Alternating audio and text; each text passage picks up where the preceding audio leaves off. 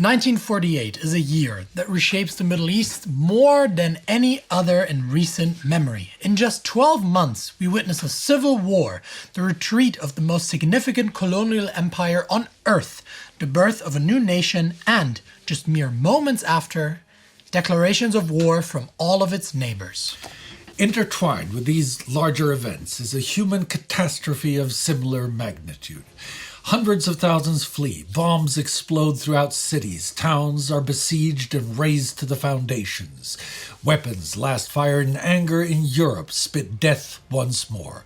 Hatred and fanaticism are unleashed against the enemy and everyone standing in the way.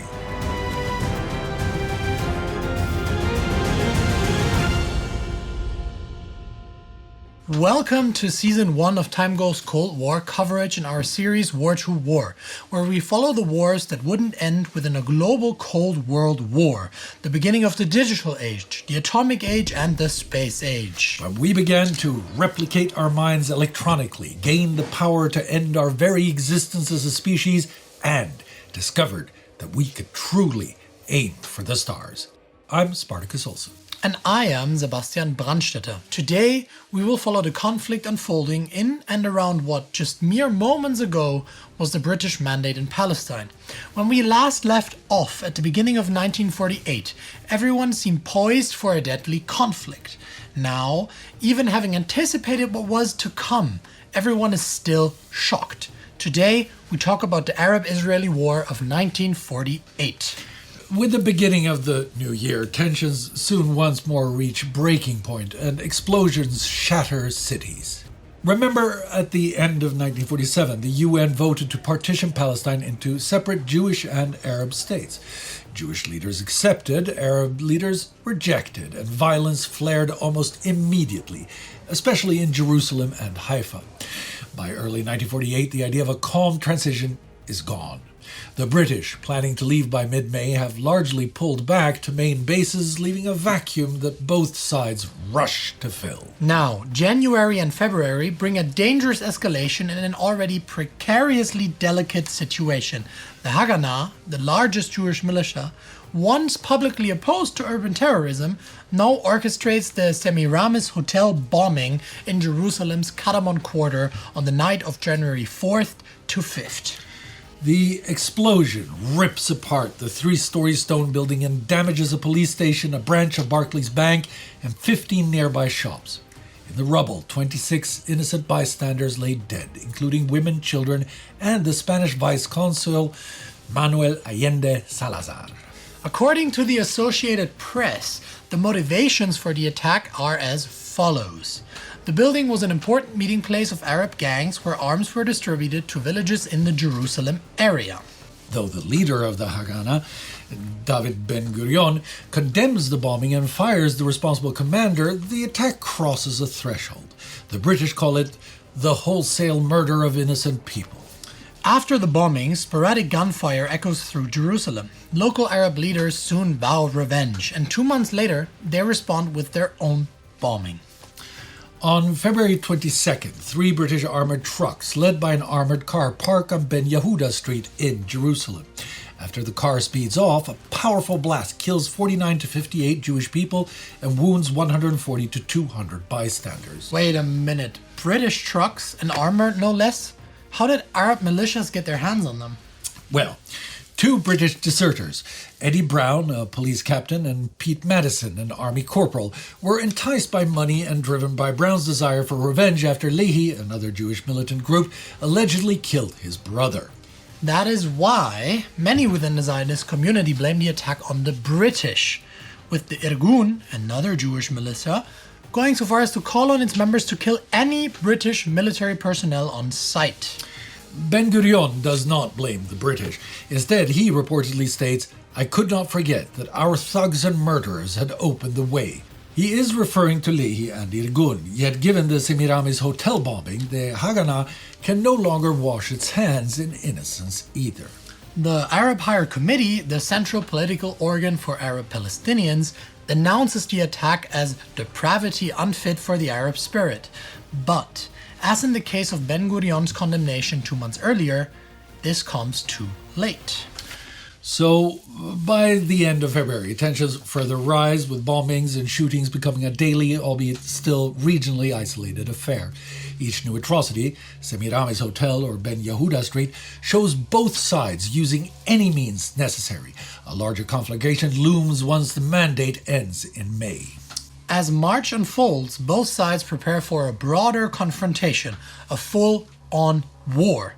At the moment, it is only the eroding British authority that bars this last final escalation. The Zionist leadership concludes that defense alone isn't enough. Ben-Gurion and the Haganah High Command adopt Plan Dalet, authorizing the preemptive seizure of key routes, villages, and strategic points within or near the proposed Jewish state. Officially, it aims to protect Jewish communities. Critics argue it readies broader offensives and expulsions. To operationalize Dalet, Jewish efforts to acquire modern weaponry finally achieve a breakthrough. Despite an international embargo, Czechoslovakia, under Soviet influence, agrees to sell surplus World War II arms for hard currency. Stalin and the Czechoslovak leaders break the embargo for a variety of reasons. Financial, political, anti-British, and ideological humanitarian. Many Czechs saw Jews as fellow sufferers. On the night of the 31st of March to the 1st of April, the first shipment of weapons arrives via a chartered US cargo plane. Now, the Haganah possesses 200 more rifles, 40 MG-34 machine guns, and 160,000 additional bullets. With more soon to come. A larger shipment arrives on the 2nd in the port of Tel Aviv. 4,500 rifles and 200 machine guns, along with 5 million bullets. Ben-Gurion will later state that Czechoslovak arms saved the state of Israel. Without these weapons, we wouldn't have survived. And the timing is critical. Currently, the conflict is not spread along front lines, but rather a blotchy mess of isolated areas of influence. With these new weapons, the Zionists can now escort convoys carrying critical supplies across their territory. With Plan Dalet plus the Czech arms, Zionist confidence is renewed. Some units prepare offensives. Arab leaders watch with alarm as their advantage of firepower dwindles. By month's end, the Zionists are poised to break sieges, seize roads, and, if need be, go beyond the UN's proposed borders. As March closes, Jewish forces are stronger, but Arab resistance remains fierce. The Haganah's first major offensives loom, placing civilians on both sides in peril. One main target of Dalet is relieving the embargoed Jewish population of Jerusalem. In February, the Arab militia leader Abd al-Qadir al-Husayni blockaded the corridor from Tel Aviv to Jerusalem. Now, Haganah brigades attack Arab-held villages along key roads to relieve the besieged Holy City. Two emblematic atrocities defined this month. On April 9th, Irgun and Lehi, possibly supported by Haganah, attack Deir Yassin, one of the villages in question. Using machine guns and grenades, they kill over 100 villagers, including women and children, and take captives. These prisoners are paraded through West Jerusalem before being executed all the same. Some, like Menachem Begin, leader of the Irgun, hailed the massacre as a splendid act of conquest. As in Deir Yassin, so everywhere, we will attack and smite the enemy. God, God, thou hast chosen us for conquest. Meir Pa'il, a Jewish intelligence officer who witnesses the events firsthand, offers a different account.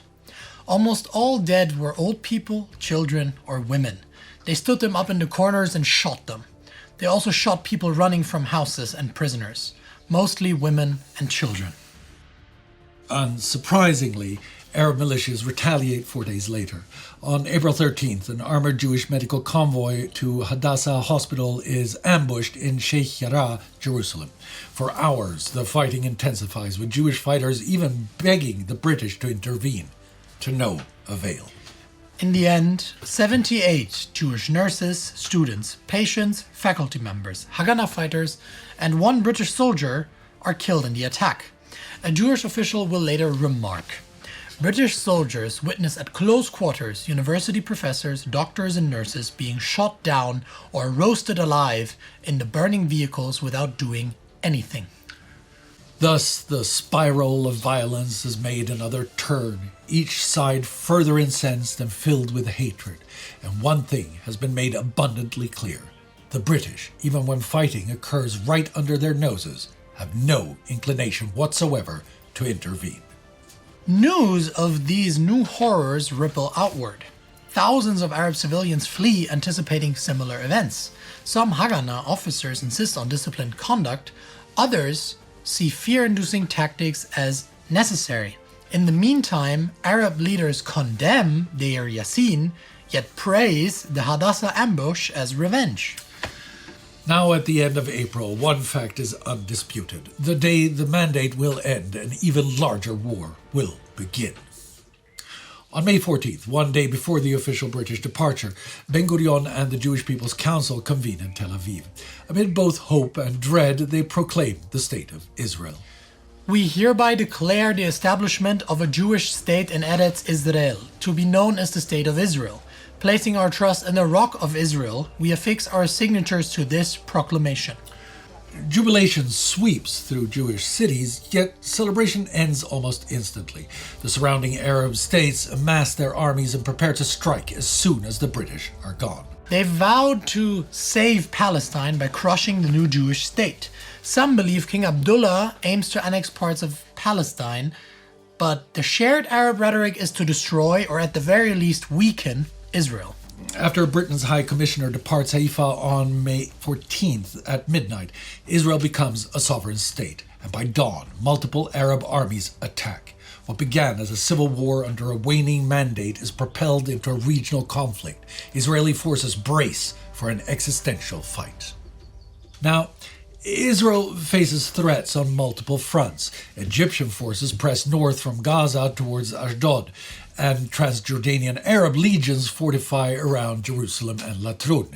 Iraqi units push into the central hills. Syrians attack in the Galilee. Lebanon, officially part of the Arab coalition, initially planned to advance along the coast toward Acre and Haifa, but ultimately chose not to join the invasion, remaining primarily defensive within its borders and committing to only a single major battle later in the war. For a moment, it even looks like Tel Aviv might be lost. On May 15th, somewhere around 5,500 and perhaps more, but definitely less than 10,000 Egyptian soldiers begin marching on the city, and Egyptian Spitfires repeatedly bomb it the same day. The Haganah hastily launches Operation Pleshet to slow the Egyptian vanguard, a gamble that works. Then the Israelis play their trump card. They have an air force too, if barely. While heavier guns and planes are still en route from Czechoslovakia, by mid-May, 4 Avia S-199 fighters, lesser Czechoslovak versions of the infamous Bf-109, stand ready. One pilot calls them the worst piece of crap I have ever flown. Yet, it is their unexpected appearance that stuns Egyptian troops, causing a retreat. The surprise underpins new momentum. On May 26, Ben-Gurion consolidates the various Jewish militias into the Israeli Defense Force, the IDF. Though outnumbered, this newly formed IDF halts most offensives by early June. Then, a UN-brokered truce on June 11th offers a brief lull. The ceasefire presents an opportunity, one not seized equally by both sides. Israel rushes to reorganize and rearm. Fresh weapons transports bring artillery and some armored vehicles and tanks, further eroding the Arab firepower advantage. But the Arabs, despite reinforcing here and there, fail to unify.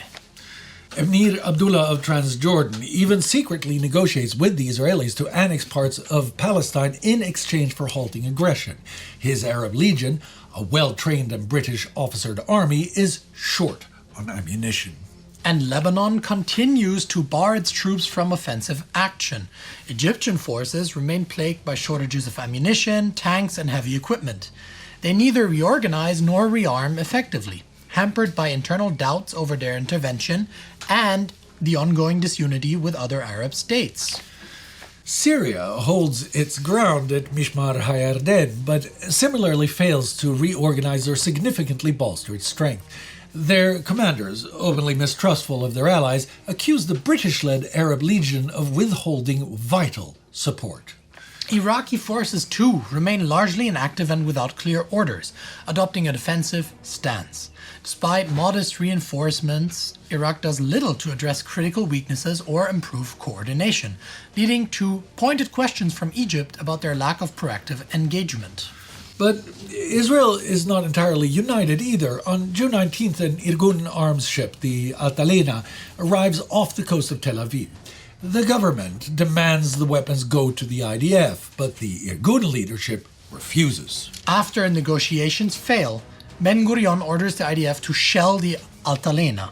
Artillery and mortar fire tear the vessel apart, and it sinks off the coast. Several fighters from both sides die in the clash, causing Irgun to yield and cementing the IDF as the country's single official force.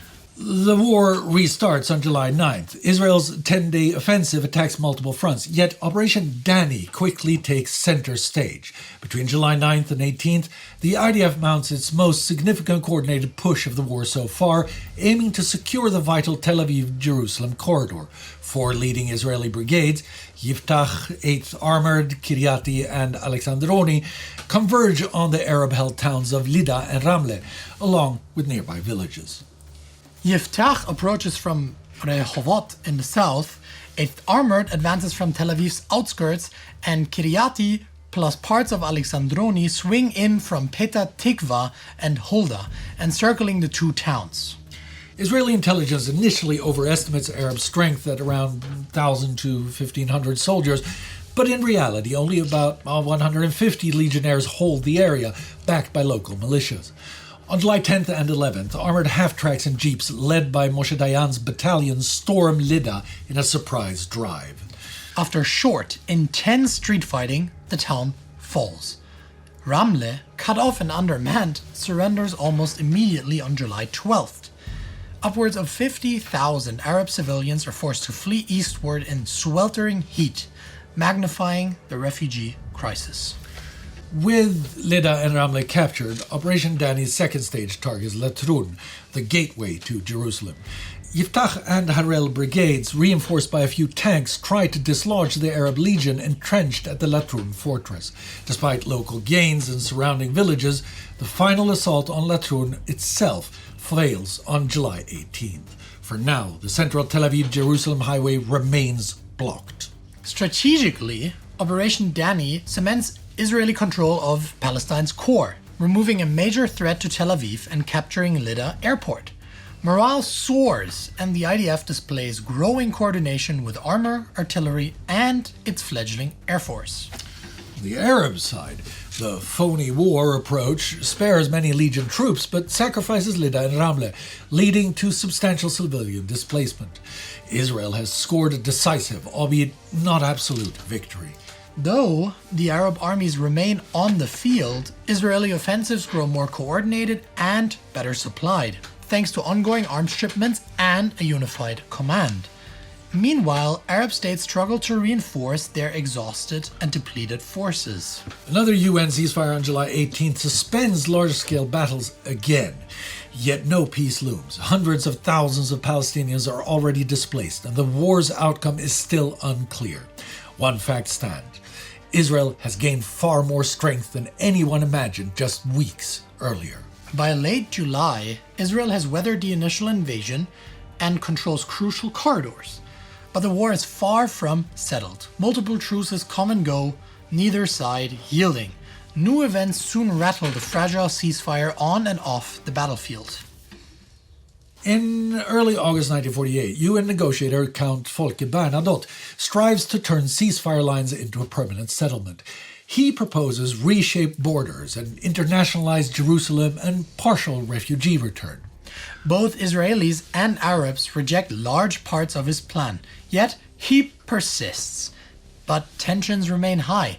Arab states stew over defeats, while Israel cements its gains. Political maneuvering intensifies elsewhere. In September, Egypt proclaims an all-Palestine government in Gaza, challenging Jordan's expansionist aims, though it's mostly symbolic as the administration quickly relocates to Cairo by December, becoming effectively a government in exile with little funding, no military strength of its own, and minimal authority beyond Egyptian oversight. King Abdullah, holding the West Bank, also eyes further annexation. Lebanon, weary of border clashes, shows little appetite for extended war. Iraq reduces its forces. Inside Israel, the provisional government transitions into state institutions, absorbing waves of immigrants. Many immediately press into military service. On September 17th, Bernadotte is assassinated in Jerusalem by Lehi because they oppose any territorial concessions. Outrage erupts worldwide. Israel outlaws Lehi and detains suspects, but the damage is done with the UN losing its chief mediator. In Bernadotte's wake, American Ralph Bunche becomes the new UN mediator. Talks resume, but distrust is deep. Both sides prepare for more fighting, determined to fortify positions before any final agreement. By late September, observers sense a flare-up coming, especially in the south and Galilee, where neither side feels bound by UN lines. With autumn setting in, Israel plans to clear remaining Arab pockets, and Arab states refuse to concede defeat. October will witness some of 1948's most decisive battles. In mid-October, the second truce collapses amid accusations from both sides. Israel launches Operation Yoav to drive Egyptian forces out of the Negev. Led by Yigal Allon, multiple brigades backed by artillery and fledgling air power capture Beersheba on October 21st, isolating Egyptian troops in the Gaza-Fallujah corridor. Meanwhile, in the north, Operation Hiram targets the remaining Arab Liberation Army enclaves in Upper Galilee. Israeli forces swiftly seize dozens of villages, briefly crossing into Lebanese territory. By November 1st, Galilee is firmly under Israeli control. These rapid gains confirm Israel's new military confidence. For many Palestinian Arabs, these offensives trigger another wave of displacement. Tens of thousands more flee or are forced out. Reports of village massacres and expulsions echo earlier atrocities. The depleted Arab army can do little to reverse these setbacks. Egypt holds Gaza, Jordan, the West Bank, Syria remains behind the Golan Heights. None can mount a successful counterattack. By November, the war's outcome seems mostly set on the ground, with the Arab side increasingly on the defensive as 1948's climax approaches. Despite decisive Israeli gains, the war isn't over, and as the final weeks of 1948 unfold, both sides scramble to secure every possible advantage. The shape of tomorrow's Middle East hinges on what happens next. On December 22nd, Israel launches Operation Horev to clear the Negev entirely and push into the Sinai. IDF columns advance towards El Arish, but Britain warns it may intervene if Israel troops remain on Egyptian soil. Ben-Gurion orders a retreat from Egypt, avoiding a direct confrontation with London. Meanwhile, on December 11th, the UN General Assembly adopts Resolution 194, calling for the return or compensation of Palestinian refugees. By this point, roughly 700,000 Arabs have been displaced, an ongoing catastrophe for Palestinian society. Arab governments insist on an immediate right of return, while Israel, citing security concerns, refuses most claims. From the current vantage point, it seems like the refugee crisis will linger for years, if not decades, to come. As the year closes, no formal peace is in sight. Fighting dies down in many areas, yet unresolved hostilities persist. For Arab Palestinians, 1948 is already etched as the Nakba, the catastrophe, a wrenching national disaster. December 31st finds the region locked in tense uncertainty. Operation Horev remains in progress, with Israeli columns still maneuvering in the south. While hostilities have ebbed in some sectors, the deeper issues, refugees, partition lines, Jerusalem, are nowhere near settled. The new boundaries forged in battle may soon be tested again in the coming year, but for now, 1948 ends. But 1 year, the entire Middle East stands remade. A Jewish state occupies much of the former mandate, while the Arab world, fractured by defeats, braces for future conflict. Hundreds of thousands have been forcibly displaced, with new settlers taking over the homes of refugees in villages across the entire region. Israel's survival is remarkable, but the cost is likewise extraordinary. The only silver lining is that an armistice can be glimpsed on the horizon, but that may very well still be months away. Now that's it for this episode of War to War. We hope you now see how 1948's struggle shaped today's Middle East. To be a part of creating more deep dives like this, join the TimeGhost Army on patreon.com or at timeghost.tv. Our TimeGhost Army member of the week is Captain Roger Bust. Sorry, mate, that it took so long. And these are our newest commissioned officers. It is you that enable us to cover these pivotal events all across the globe, of a time that shapes our world today more than any other. Excelsior!